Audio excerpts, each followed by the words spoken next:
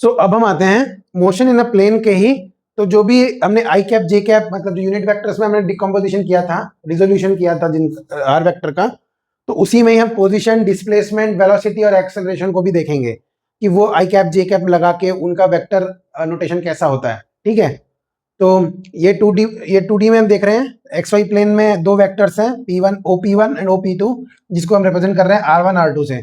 तो हर एक वेक्टर का जो एक्स कंपोनेंट और वाई कंपोनेंट क्या है, x1 y1, और दूसरे का कंपोनेंट है x2 y2। तो उसी में ही हमने R1 को लिखा है x component i cap plus y component j cap. तो उसमें x कंपोनेंट हो x1 और y कंपोनेंट हो y1। तो वैसे R2 के लिए भी हमने लिखा हुआ है। तो अब हम ट्राइंगल एडिशन से देख रहे हैं कि अगर हम ये वाला हमारा जो वेक्टर है ऐसा है, ऐसा है और ऐसा है, ठीक है, तो ट्राइंगल मेथड से ये और ये ऐड होके ये वाला वेक्टर बनेंगे। तो ये R1 वेक्टर और ये डेल्टा R वेक्टर और ये R2 वेक्टर। तो हम लिख सकते हैं R1 plus delta R vector is equal to R2 vector, which implies R2 vector minus R1 vector is equal to delta R vector. तो ये हमें यहाँ से मिल गया। तो उसी को, तो ये हमारा नथिंग बट डिस्प्लेसमेंट है इस पोजीशन से इस पोजीशन को जाने के लिए। तो जो डिस्प्लेसमेंट है वो हो गया हमारा डेल्टा R। तो ये दोनों हमारे R1 R2 हो गए हमारे position vectors with respect to origin. ठीक है, तो R vector delta R vector क्या हुआ, R2 माइनस R1। तो उसमें दोनों कंपोनेंट का जो एडिशन सब्ट्रैक्शन करना था, ये दोनों कंपोनेंट का, ये दोनों कंपोनेंट का। तो R2 minus R1 x2 minus x1, तो वो हमारा x कंपोनेंट हो गया डेल्टा R का, और y कंपोनेंट हो गया y2 माइनस y1। तो हम लिख सकते हैं delta R x is equal to x2 minus x1 delta R y is equal to y2 minus y1। ठीक है, तो position displacement vectors, position and displacement vector के लिए ये बस डायग्राम है और ये उनका रिप्रेजेंटेशन है ये दोनों, और डेल्टा आर जो कि हमारा डिस्प्लेसमेंट वेक्टर है उसका ये नोटेशन है। ठीक है, तो will quickly jump on to the next topic. So position और डिस्प्लेसमेंट वेक्टर के बाद अब हम आते हैं वेलोसिटी वेक्टर पे। तो हम वही वाला ग्राफ कंटिन्यू करेंगे। तो दो पोजीशन वेक्टर्स है और एक डिस्प्लेसमेंट वेक्टर है जो दोनों को ज्वाइन कर रहे हैं। तो इस पॉइंट से इस पॉइंट तक पहुंचने में जो टाइम लगा, ठीक है, उस टाइम से अगर हम इस पार्ट को डिवाइड कर दें, मतलब delta R by the delta T जो इस पॉइंट से इस पॉइंट में लगा, तो तब हमें मिलेगा एवरेज वेलोसिटी, मतलब यहाँ से यहाँ तक पहुंचने की, चाहे वो कोई भी पाथ लिया होगा तो हमें उसको उसकी एवरेज वेलोसिटी मिल जाएगी।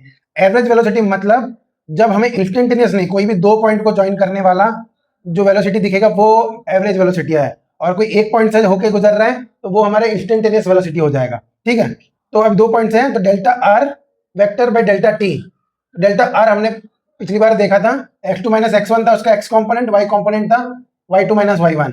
तो सिमिलरली वही लिखे हैं हम डेल्टा x, उसी को हमने डेल्टा x लिखा है और इसी को हमने डेल्टा y लिखा है। तो ये हो गया हमारा v average. v average is vx average और ये vy एवरेज, ये vy एवरेज जे कैप और आई कैप लगाए हैं। तो याद रखना वेक्टर की जो एवरेज वेलोसिटी और डेल्टा आर दोनों की डायरेक्शन सेम है। ठीक है, तो वही मैंने लिखा है एवरेज वेलोसिटी और displacement vector are in the same direction. तो हमें इंस्टेंटेनियस वेलोसिटी निकालना है। इंस्टेंटेनियस वेलोसिटी मतलब ये पोजीशन वेक्टर और छोटी होती जाएगी, मतलब और पहले इंस्टेंट में जब दोनों टी के बीच में गैप ना के बराबर होगा, टेंडिंग टू जीरो। तो ठीक है, तो दोनों टाइम इंस्टेंट के बीच में जब जीरो हो जाए, मतलब ये और पीछे होता आएगा आएगा आएगा, तो एट अ सर्टेन पॉइंट वो इसके, मतलब मैं इसको ऊपर बना रहा हूँ, तो ऐसा है ना, तो यहाँ से एक लाइन बनेगी, बस दोनों वेक्टर यहाँ पे होंगे, तो एक इस वाले डायरेक्शन की। तो इस वाला जो वेक्टर, ये वाला जो वेक्टर है ना, वो हमारा इंस्टेंटेनियस वेलोसिटी का वेक्टर है। उसके लिए हमें क्या करना पड़ेगा, delta R by delta T. तो डेल्टा आर हमारा लिखेंगे D R by D T, तो D X by D T मतलब एक्स किस, तो इसी को हमने कंपोनेंट में तोड़ दिया, D X by D T और D Y by D T में। तो ये हो गया एक्स कंपोनेंट, ये हो गया वाई कंपोनेंट, वही हमने लिखा है वी एक्स वी वाई, ये इंस्टेंटेनियस है। और वी एक्स एवरेज मैंने लिखा था यहाँ पे, वी वाई एवरेज लिखा था। ये वाला है V X instantaneous, V Y instantaneous, मतलब किस रेट में एक्स और वाई कंपोनेंट मूव हो रहे हैं। तो वो हो गया हमारा वी एक्स वी वाई, तो that is our V instantaneous. अब इसके बाद हमको पता था कि इसका मैग्नीट्यूड और डायरेक्शन देखना है। तो वेलोसिटी, इसका मैग्नीट्यूड और डायरेक्शन देखने के लिए मैग्नीट्यूड हमें निकालना पड़ेगा वी एक्स और वी वाई का होल स्क्वायर। मतलब कुछ ऐसे, तो ये ऐसे बना, ये डायरेक्शन में है, तो ये वी वाई है, ये वी एक्स है, सॉरी ये वी एक्स है। अब इसका होल स्क्वायर, और ये थीटा बना रहा है सपोज, तो वी एक्स वी वाई और वी एक्स का अंडर रूट, तो ये आएगा V X square plus V Y square, तो वही है यहाँ पे, वही मैंने लिखा है यहाँ पे। और टेन थीटा होगा V Y by V X, V Y by V X, और थीटा क्या निकलेगा, tan inverse of V I by V X. मतलब हमको जो इंस्टेंटेनियस वेलोसिटी का मैग्नीट्यूड और डायरेक्शन ढूंढना था, तो हमें उससे मिल गया। हम कंपोनेंट पहले ये रेक्टेंगुलर कोऑर्डिनेट्स में हमने फाइंड किया, उसके बाद रेक्टेंगुलर कोऑर्डिनेट्स को दूसरे मैग्नीट्यूड और थीटा के टर्म्स में हम लेके आ गए। तो ये जनरली इसको कहते हैं पोलर कोऑर्डिनेट्स। तो उसके बाद मतलब वो बाद में कभी सीख जाओगे।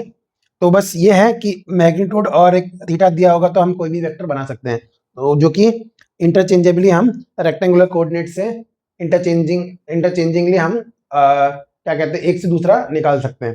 ठीक है, तो that's all for the velocity vector. Will jump on to the acceleration part soon.